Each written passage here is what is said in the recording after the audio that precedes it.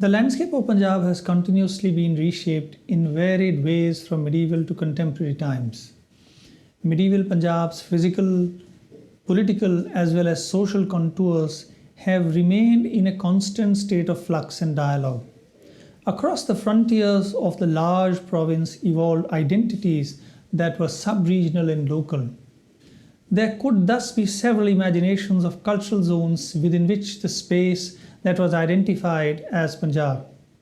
This long transformation assumed peculiarly complex dynamics with the sudden and catastrophic partition of the province in 1947, when the imagined borders increasingly became non-porous and the territorial contours of nation-state boundaries became permanent.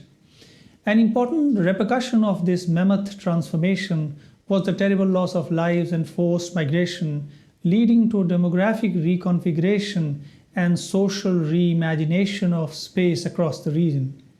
Yet another implication of this process was abandonment of Sufi saint shrines in Indian Punjab and temples and gurdwaras in Pakistan Punjab. This event also shook the centuries-long evolution of a Hindu-Sikh social milieu associated with veneration of Sufi mystics. Punjab was a Muslim majority province pre-partition. Post-partition, Indian Punjab was reduced to a Hindu-Sikh majority state, and by 1966, when it was again reorganized, Punjab in India became a Sikh majority state. It therefore becomes interesting to know what happened to Sufi saint shrines in a non-Muslim social milieu. Harjot Oberoi states that in the pre-partition Kutodian settings, Hindus, Sikhs and Muslims participated in religious festivals of each other. Despite the communal politics of the 1940s, the shrines of Sufi mystics continue to attract people of various hues. After the partition of Punjab, a large number of shrines that were earlier under the control of Muslim caretakers remained desolate for a while. Even when taken over by a new set of caretakers, restoration of ritual practices took a longer time. Several of these shrines were looted and plundered and mosques converted into private residences. The restoration of ritual practice was a long-drawn process and involved absorption of Sufi shrine into a transformed demographic milieu as old patrons left for Pakistan. Some of these shrines were major centers of veneration in the pre-partition milieu. There was no clarity on the status of these shrines, and the state perceived them as enemy properties. However, for the people who were migrating their familial spaces in Pakistan, location of these shrines at least partially substituted the lived landscape. For instance, in the case of Panchpir Dargah at Abohar, it is the Kamboj family, after migrating from Montgomery, helped rejuvenate the shrine by instituting langar and ritual practice on Thursdays as well as annual fairs. However, in the case of the shrine of Haji Ratan, partition induced an end to Dargah's relationship with Naths, who used to come for Baba Ratan's Urs and participated in wrestling tournaments. One of the most fascinating aspects of this rejuvenation was the beginning of Urs celebration at Sufi shrines. Urs has been a predominant occasion of celebration at most Chishti, Qadri and Sohrawardi shrines, particularly associated with Samait Qawwali. Unlike the processions of Muharram that are usually marked by ritual mourning, Urs is an overcoming of physical death, a testimony of life after life, and its meaning consists not in the mourning for the saint, but in the joy from contact with his barakah. That is why near a tomb you will see neither tears nor hear sorrowful moans. Here you will come across altogether different sounds. Since the pir's tomb is present on an earthly plane, he is accessible to ordinary believers. Also, precisely because the pir has achieved his urs, that is, union with his beloved, the ultimate goal of Sufi gnostic experience, he is in far closer communion with Allah than a living person could ever hope to be. Hence, his capacity to act as an intercessor. Roger Ballard narrates this observation on Sufi shrines of Doab. And I quote, although virtually all the indigenous Muslim population of the Doab fled west to Pakistan over a century ago, careful inspection revealed that a significant number of rural shrines were those of pirs, since the shrouds covering such well-tended tombs and the flags which flew over them were green. The largest of these shrines became hives of activity on each Jumarat, the evening preceding the Islamic day of prayer on Friday, and positively burst with energy at the annual Urs of the saintly Pir entombed within it. Even though the local Muslim population had long disappeared, it follows that virtually all those making use of the shrine belonged to local Hindu or Sikh families. Several such festivals are organized today at Amritsar, a city that is particularly popular for the veneration of popular saints like Baba Lakhdata, Gugga Pir, and Khwaja Khizr. Amritsar also has substantial influence of Chishti Sabri Silsila through the shrine of Kalir Sharif that plays an important role in the circulation of literature, mystic ideology, and associated with a network of shrines from Amritsar, Batala to Patiala.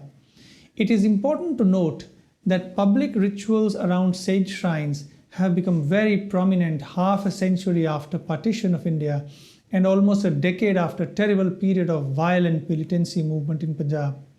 One such Urs has been annually organized by Sai Baba Gopesha Chishti Faridi Sabri in the walled city of Amritsar for the past 11 years. In the year 2007, the practice of organizing a Qawwali Darbar was also started. Since then, Daban Sabri, the Darbari Qawwals of Kalir Sharif, perform at the shrine from day to night. On the occasion of the annual Urs organized in 2010, Sufi Rashid Mia, Sai Baba Meshisha, and Baba Gopesha were present. In this image, Baba Meshisha is received by Baba Gopesha. A jubilant murid is dancing in the backdrop. The fair is attended dominantly by non-Muslim audience and is organized under the banner of Anjuman Gulame Chishtiya Sabariya, an umbrella organization of Chishti Sabari followers in Punjab, founded by Baba Ghulam Jilani of Kalir Sharif, that also includes Hindus and Sikhs from several castes. The current president of the organization is Dr. Kittu Garewal from Jalandhar. The organization consists of Agrawals, Arodas, Brahmins, Jats, Khatris, Mahajans, Mazhabis, Masih, and Valmiki from among Hindus, Sikhs, and Christians. The branch at Amritsar does not consist of Muslims. The Urs is popularized through banners and posters, and it is pertinent to note that the poster of parent, sister, and adjacent shrines that circulate at various shrines in Punjab, Haryana, Rajasthan, and Uttar Pradesh. Some of them are congratulatory banners giving details of organizing committee or individuals, special guests, or affiliation of the shrine with other centers. Others are printed posters that give a detailed program of events and rituals organized during Urs. Usually, these festivals last for 2 to 3 days, and these posters give a detailed description of the patron saint in whose memory the Urs is being organized, ranging from mystics of Chishti, Qadri, Sohrawardi, and Chishti Sabri orders. One such poster from Batala Sharif details the program of Urs, also popularly called Mela, in the memory of Pir Buddu Shah in the year 2010, which was attended by Pirs and Khadims from Ajmer Sharif, Kalir Sharif, Panipat Sharif, and Gudam Sharif, besides Qawwals from Malerkotla and Philor. The program includes Fatiha Khani, Kushtiyan, Chadar Poshi, Qawwaliyan, Langar, and Ghusl Sharif. Yet another example of rejuvenation of Sufi saint veneration practices is the coming of new Pir Khanas in the Malwa region of post-partition Punjab. The practice of constructing memorial shrines of saints known as Pir Khanas in Punjab has been recorded by colonial ethnographers like H.A. Rose, Sakhi Sarwar, popularly known as Lalla Wala or Lakhdata Pir, and Sheikh Haider, popularly known as Haider Sheikh, constitutes to be one of the most popular saints to be revered at Pir Khanas. Built on the boundaries of villages, Pir Khanas are 8 to 10 feet in each direction and covered with a dome and with low minarets or pinnacles at each of the 4 corners. In front, there is usually a doorway that opens outward to a plastered brick platform. Most Pir Khanas are concentrated in the adjoining regions of Punjab, Haryana and Rajasthan and managed by Agrawal Sabha, an organization of Hindu trading castes usually classified as Baniyas. The majority of Pir Khanas emerged in the post-partition period as a continuation of the tradition of venerating pirs pre-partition. The Pir Khana at Abohar, a frontier town in Indian Punjab, came up in the first decade of the 21st century and hence makes an interesting study of re-enchantment with these practices in recent times. Baba Makhan Lal narrates that there was a tradition in his family to visit and pay thanksgiving to Sohrawardi Saint Haider Sheikh of Malerkotla at the birth of his son, occasion of a marriage, etc. Dr. Darshan narrates that once his father had a pawn or a dream revelation of unconscious mistakes committed by his family, which led them into enormous economic difficulties. He adds that until 1940, his great-grandfather was a rich and prosperous businessman. But when his great-grandfather stopped worshipping pirs and lighting chirag lamps at the nearby shrine, the family apparently started to suffer losses and was reduced to penury for the 3 years beginning in 1958.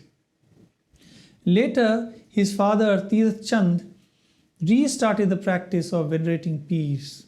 He narrated how he had a pawn where the Baba of Malerkotla asked him the reason for which his family stopped worshipping pirs post-partition. In 2004, Master Shambhunath arrived at the house of Dr. Darshan Pal during a chowki organized by Baba Kishan Lal of Rampura Phul and offered a piece of land to establish a Pir Khana at Abohar. Punjabi Agrawal Sabha did not find the place suitable for establishing a Pir Khana since it was located in a Dalit colony. 2 years later, Master Shambhu offered the same piece of land again. And on 17th May 2007, it was finally decided to establish Pir Khana at the same site. The chairperson of Shri Pir Khana Sabha Abohar says that in a span of 2 years after the establishment of the shrine, 25 lakh rupees had been spent on the expansion of the Pir Khana. These shrines thus become what Perry Nora calls sites of memory. Memory plays a crucial role in the social space of saint veneration, particularly with the partition of the province in 1947 that permanently reordered the sacred landscape of migrants. This abrupt transformation didn't leave much scope of coming back and revisiting the familiar spaces and neighborhoods that were left behind as borders became almost permanent with each subsequent decade. When Baba Makhan Lal narrates his family's veneration of shrines of peace, his quest for memory becomes the search for one's history.